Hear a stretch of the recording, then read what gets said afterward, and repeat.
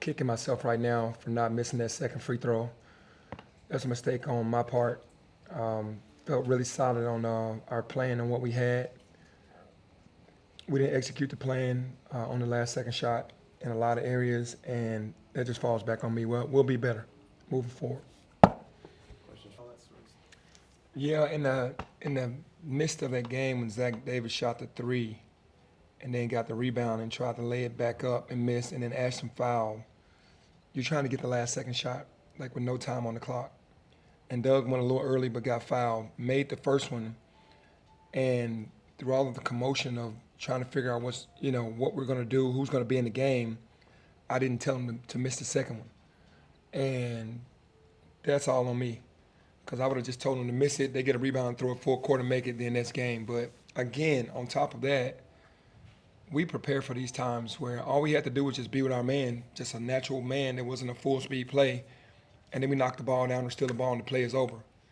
We relaxed, and then we lost. I have to take this one because I had so much going on in that time span because we had the game won so many times, and then we foul with 9 seconds left, and it's like, oh my God, we just fouled up two, and off of offensive rebound, and offensive rebound putback, and that's just something that's a learning experience. But after we made the second one, we had what I felt was an ironclad situation where everybody knew to be intentional, to be locked in, to communicate, and what they did was nothing. A little X.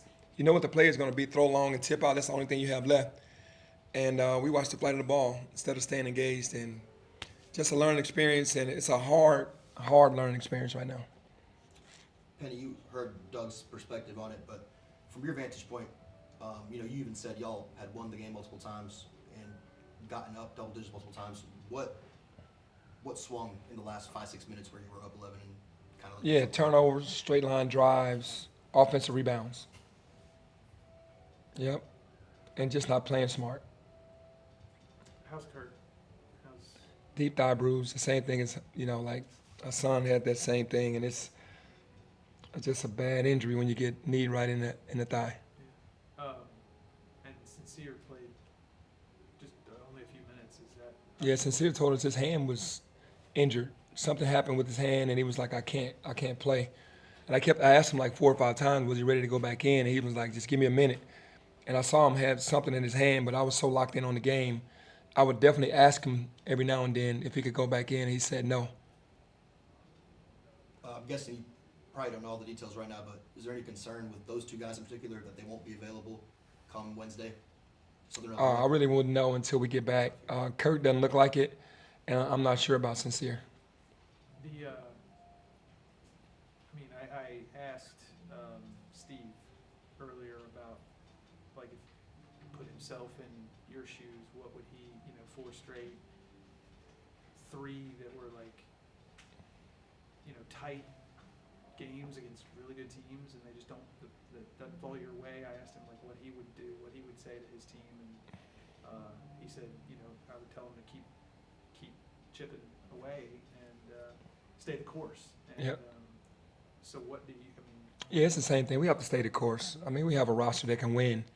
We just haven't figured out how to finish it, and hopefully these losses hurt bad enough that where we get in those situations, the non-conference is supposed to prepare you for a regular conference, in the NCAA tournament, and we haven't done what we were supposed to or what we thought we were going to do early, but it is still early. We're going to keep plugging away. We're going to keep pushing.